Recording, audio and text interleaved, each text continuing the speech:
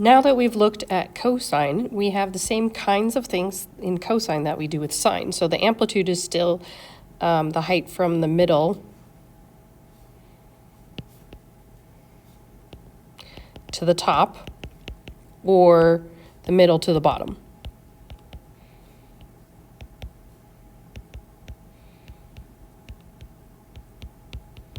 Okay. We also have this information that amplitude is never negative.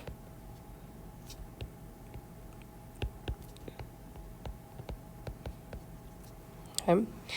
And our amplitude is impacted by the a value here in the equation.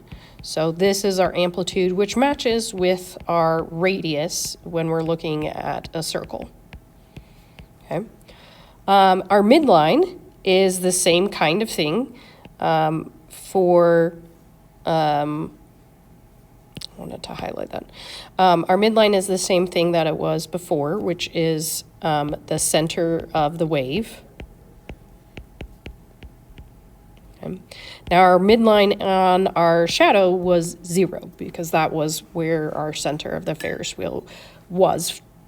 So our center of the wave, we always write it as y equals a number just like we did before on sine, and you can find it by doing max minus the radius or amplitude,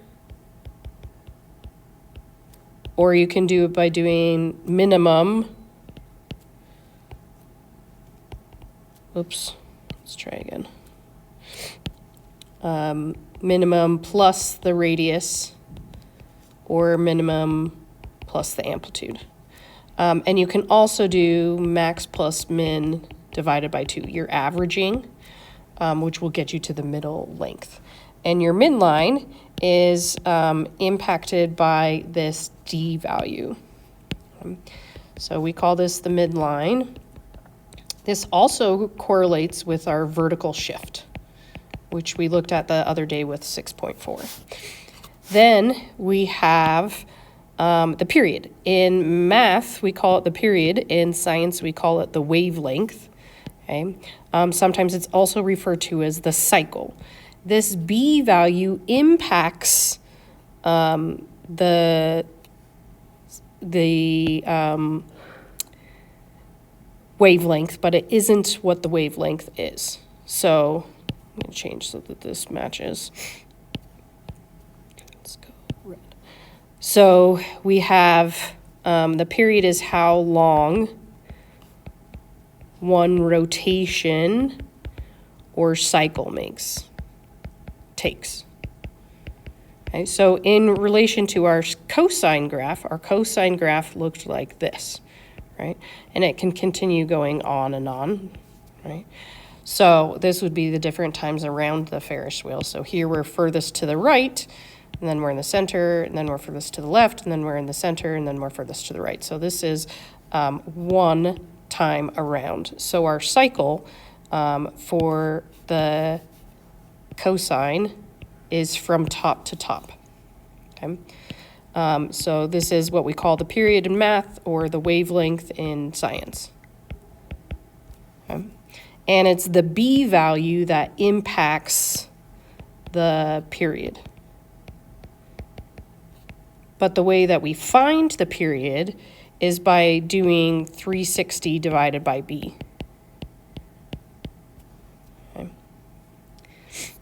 So we had our characteristics of our cosine.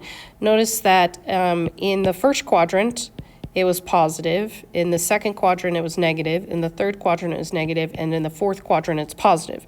If we think in terms of our Ferris wheel, this was to the right, so it's positive. This was to the left, so it's negative.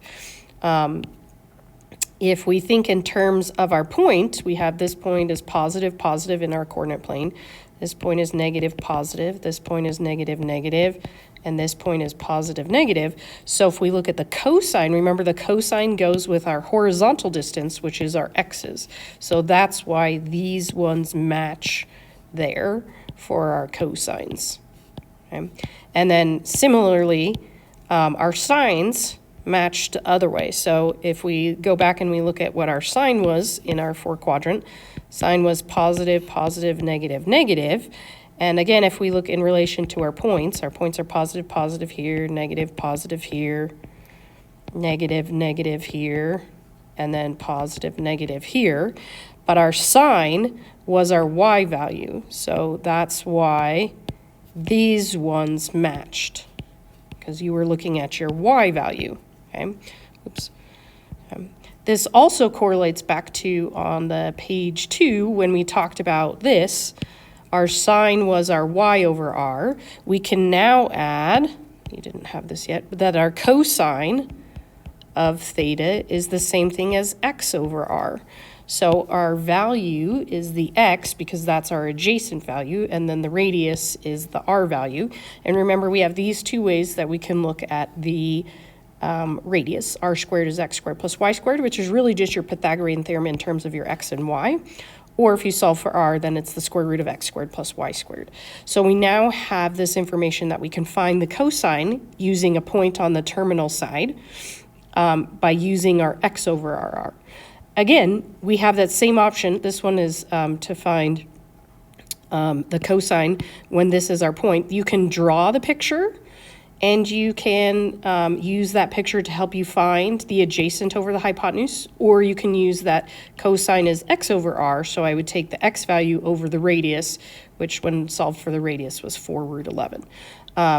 You don't have this particular example, you have a different one, but you can add that one if you would like. So these all correlate with each other. So we have that the sine is positive in the first 2 quadrants and negative in the second 2 quadrants. And then the cosine is positive in the first and the 4th quadrant and negative in the 2nd and 3rd quadrant. This should also make sense when we look at this. This is called an even function. Okay. That means that if we take the cosine of negative theta, that's the same thing as cosine of theta. So we've talked about how negative theta is going clockwise. It's just an angle going clockwise.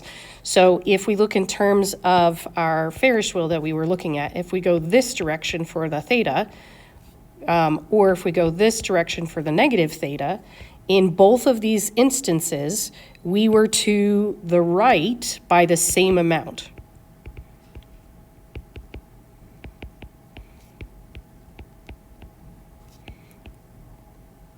Right? So what this is saying is that if I plug in positive or negative angles, I get the same value. So we went to the right by the same amount. Okay? So what it looks like happens is that the negative disappears. That's not actually what happens, but that's what it looks like. In terms of our graph, if you have an even function, that means that it's symmetrical about the y-axis. So if we come up here and we look at our graph, okay, if we extend going the other direction, if I fold along here, then this graph is symmetrical. So we have that our cosine is an even function. If we go and look at sine, sine is what we call an odd function. So the sine of negative theta is the same thing as the opposite of the sine of theta. So if we look in terms of our Ferris wheel, if we go this direction on our Ferris wheel versus if we go this direction on our Ferris wheel, we're at the same distance vertically, but one is going up and one is going down. So here we went up and here we went down. So the angles of opposite signs are opposite values. Okay? So that's what that means. It looks like the negative gets factored out of the sign. That's not actually what's happening, but that is what it looks like. So then, as far as what the graph looks like, this means that it's symmetrical about the x and the y-axis. Okay? So if we come and we look here and we keep extending this, if I fold along here, the y-axis, it turns into this shape here. Oops, I missed. And then if I fold along the x-axis with this one, it turns back into that graph. So it has x and y-axis symmetry, which we also call symmetry about the origin. So that's another thing to keep in mind. So now we can use all of these to help us create a graph. So when we're creating a graph, okay, I like to start with the midline. So let's just do y equals 2 cosine of 3x minus 4. Okay. So I graph the midline. So I'm going to go down 1, 2, 3, 4. I'm going to do a dotted line to help me remember and be able to graph nicely. So it's not part of the graph, but it's just to help me get my graph so that it looks nice. So that's my midline. Okay. And I had that one green, so that works nicely here. And then our amplitude, we're going to go up and down from the midline by the amplitude.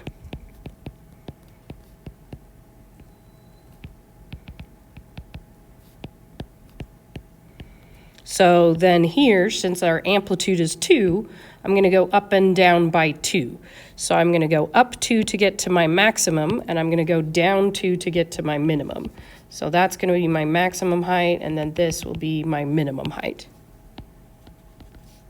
which is what we did when we looked at our Ferris wheel in the first place, right? The height was at 30, and then we added 25 of the radius, and then we took 30 and subtracted 25 to get to the minimum. That was that same process that we did there.